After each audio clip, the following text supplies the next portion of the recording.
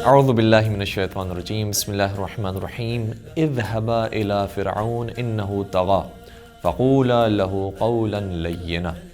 ناظرین کرام، آج سورہ طٰہٰ کی آیت نمبر 43 اور 44 پڑھنے کا شرف حاصل کیا، تو اس میں ارشاد یہ ہو رہا ہے کہ اے موسیٰ اور ہارون، جب تم فرعون کے پاس جاؤ تو گرچہ وہ طغیان گر ہے اور باغی ہے اور اپنے آپ کو بڑا متکبر سمجھتا ہے، لیکن جب اس سے بات کرو تو نرمی کے ساتھ بات کرو، کیونکہ ہو سکتا ہے کہ تمہاری بات کرنے کے انداز سے وہ ڈر جائے اور تمہارے راستے کی طرف آ جائے اور ایمان لے کر آئے۔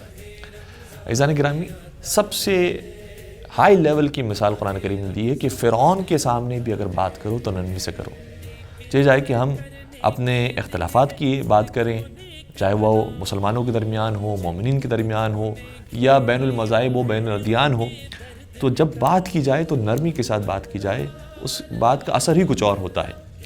معصومین کرام نے اپنی زندگی کے اندر جب کلام کیا ہے تو ہمیشہ نیک گفتاری کے ساتھ، نرمی کے ساتھ بات کی ہے، اور کبھی کبھار اس کا اثر فوراً ظاہر نہیں ہوتا، ٹائم لیتا ہے، اور کبھی فوراً اثر ظاہر بھی ہو جاتا ہے، وہ مان بھی لیتا ہے۔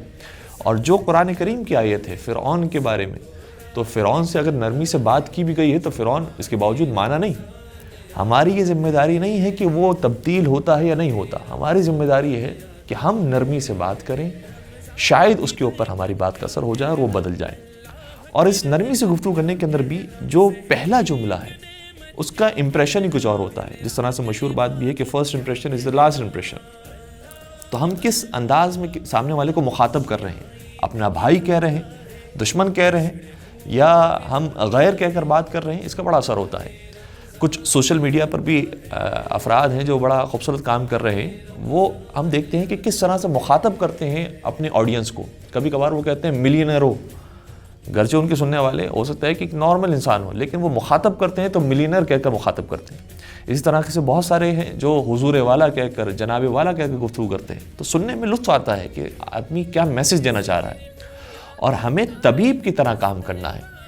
جب مریض طبیب کے پاس آتا ہے تو مریض کا مذاق نہیں اڑایا جاتا کہ تمہیں فلاں بیماری ہو گئی ہے، تم ایسے ہو گئے ہو، تم نے فلاں کام کیا ہوگا، تم نے یہ حرکت کی ہوگی، بلکہ طبیب بھی کبھی کبھار اس بات کا خیال رکھتا ہے کہ جس مرض میں ابھی مریض مبتلا ہے، ہو سکتا ہے کہ میں بھی بعد میں اس مرض میں مبتلا ہو جاؤں، اس لیے اس کا پورا فوکس مرض کے اوپر ہوتا ہے اور وہ مرض کو دور کرنے کی کوشش کرتا ہے کہ ابھی یہ بیمار ہے، ہو سکتا ہے کہ مجھے کچھ دنوں کے بعد بخار ہو جائے۔ تو انداز بہت زیادہ امپورٹنٹ ہے۔ اور ایران کے درمیان ایک مشہور کہاوت بھی ہے کہ پندار نیک، گفتار نیک، کردار نیک۔ کردار نیک تک پہنچنے کے لیے دو مرحلے ہیں۔ پہلے پندار نیک، انسان کی سوچ ٹھیک ہونی چاہیے، سوچ پازیٹیو ہوگی۔ پھر دوسرا مرحلہ ہے کہ زبان سے الفاظ ٹھیک نکلنے چاہیے، زبان سے الفاظ اچھے اور مناسب نکلنے چاہیے، اور اس کے بعد کردار نیک تک بات پہنچتی ہے۔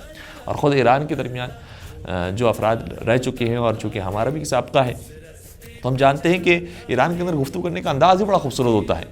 کبھی اگر کسی کی بات صحیح طریقے سے سنائی نہ دی جائے تو یہ نہیں کہا جاتا کہ آپ اپنی بات کو ریپیٹ کریں یا کیا کہا آپ نے دوبارہ سے کہیں، بلکہ جان کہا جاتا ہے۔ یہ انداز ہی اتنا خوبصورت ہے کہ دل چاہتا ہے کہ گفتگو کی جائے۔